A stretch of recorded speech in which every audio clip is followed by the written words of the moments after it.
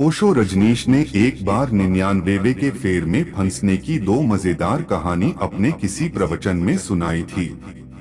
उन्हीं में से एक कहानी आप यहाँ सुनेंगे तो आपको पता चलेगा कि आखिर क्या होता है 99वें के फेर में फंसने का मतलब। कम से कम एक मतलब तो आप जान ही जाएंगे।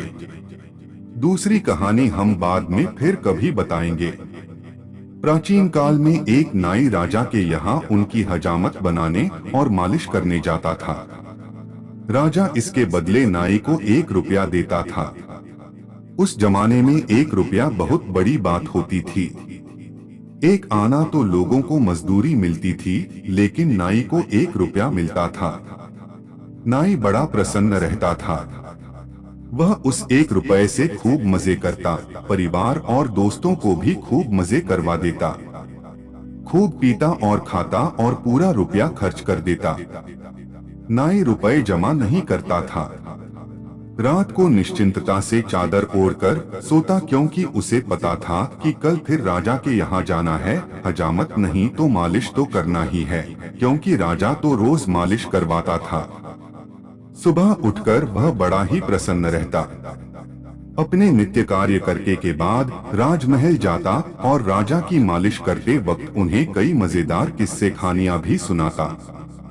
उसके चेहरे पर सदा प्रसन्नता बनी रहती थी। एक दिन राजा को उससे ईर्ष्या होने लगी कि आखिर ये नाई इतना खुश और निश्चिंत कैसे है। मैं अपनी जिंदगी में ऐसा खुश कभी नहीं रहा। अब राजा को खुशी कहाँ, उदासी, चिंता और थकान के साथ अनिद्रा घेरे रहती थी। एक दिन राजा ने पूछा, भाई तू इतना प्रसन्न क्यों है और क्या है इसका राज? नाई ये सुनकर थोड़ा चौंक गया, क्योंकि उसे तो पता ही नहीं था कि मैं प्रसन्न या खुश हूँ। उसने कहा, महाराज मैं तो कुछ जानता नहीं, मैं कोई बड़ा ज्ञानी ध्यानी व्यक्ति नहीं, परंतु जैसे आप मुझे प्रसन्न देखकर चकित होते हो, मैं आपको देखकर चकित होता हूँ कि आपके दुखी होने का कारण क्या है। मेरे पास तो कुछ भी नहीं है और मैं प्रसन्न हूँ, परंतु आपके पास सब कुछ है और आप सुखी क्यों नहीं हैं? यह बात मुझे भी चकित करती है। राजा उसकी बात सुनकर उदास हो गया।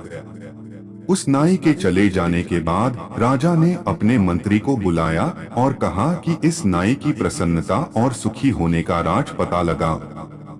यह नाई इतना प्रसन्न है कि मेरे मन में ईर्ष्या की आग जलती है कि राजाओं से बेहतर तो नाई ही होते हैं। राजाओं को तो न रात नींद आती, न दिन चैन है और रोज चिंताएं बढ़ती ही चली जाती हैं। मंत्री ने कहा, महाराज आप गलत सोच रहे हैं। आप पर ढेरों जिम्मेदारियां हैं और उस पर नहीं। उसे जिम्मेदारियों का एहसास ही नहीं है। फिर भी आप चिंता ना करें, मैं इस नाई को ठीक कर दूंगा, तब आप समझ लेना कि राज क्या है। मंत्री बड़ा चतुर और गणित में कुशल था। राजा ने कहा, क्या करोगे? उसने कहा, कुछ नहीं, आप 1-2-4 दिन में देखेंगे। फिर एक दिन मंत्री 99 रुपए की एक थैली को चुपचाप से रात में नाई के घर में फेंक आया। जब सुबह नाई उठा तो उसने अपने घर में 99 रुपए की थैली देखी और उस थैली के रुपए गिने तो 99 निकले। बस वह चिंतित हो गया और सोचने लगा, इसमें 1 ही रुपया कम है। यदि 1 रुपया होता तो पूरे 100 हो जाते।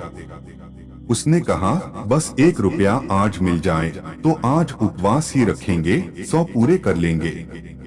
इससे पहले नाई ने कभी भी रुपए जमा करने के बारे में नहीं सोचा था।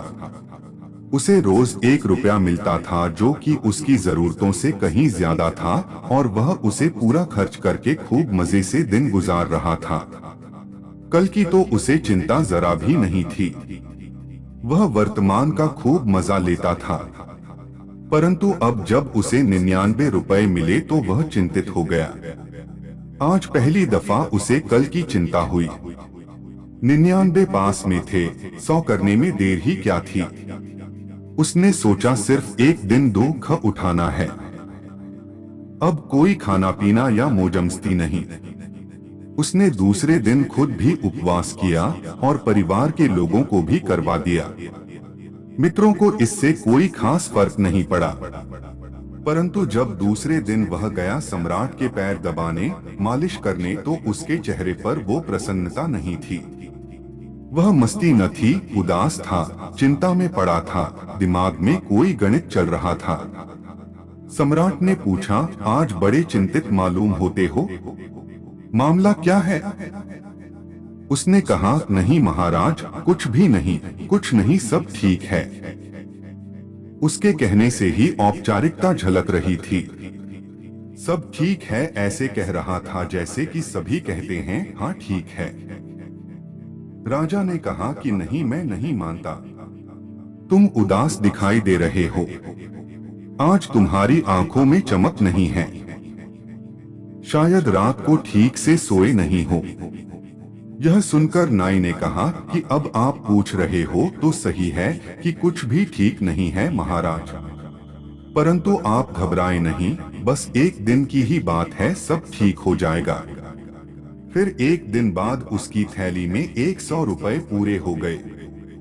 लेकिन अब वह सोचने लगा कि कम से कम 101 या 108 होना चाहिए, ये 100 का आंकड़ा ठीक नहीं लगता। बस फिर क्या था, वह 101 और 108 के चक्कर में फंस गया। फिर सोचने लगा, धीरे धीरे कम से कम 500 रुपए जमा कर लूंगा तो अमीर बन जाऊंगा। 1000 रुपए में हजारपति, लाख रुपए में लखपति। यह सोचकर वह परेशान हो गया। अब वह अपने और परिवार के खर्चों की कटौती करने लगा। अब एक एक कदम फूंक फूंक कर उठने लगा। वह 15 दिन में बिल्कुल ही ढीला ढाला हो गया। उसकी सब खुशी चली गई। उसके साथ उसका परिवार भी बहुत दुखी रहने लगा। फिर एक दिन राजा ने कहा, अब तू बता ही दे सच सच, मामला क्या है? क्योंकि मेरे मंत्री ने कुछ किया था जिसकी मुझे भी जानकारी नहीं है। उसके बाद से ही तेरे चेहरे की खुशी गायब हो गई है। यह सुनकर वह नाई चौंका। नाई बोला, क्या मतलब महाराज, आपका मंत्री? अच्छा, तो अब मैं समझा।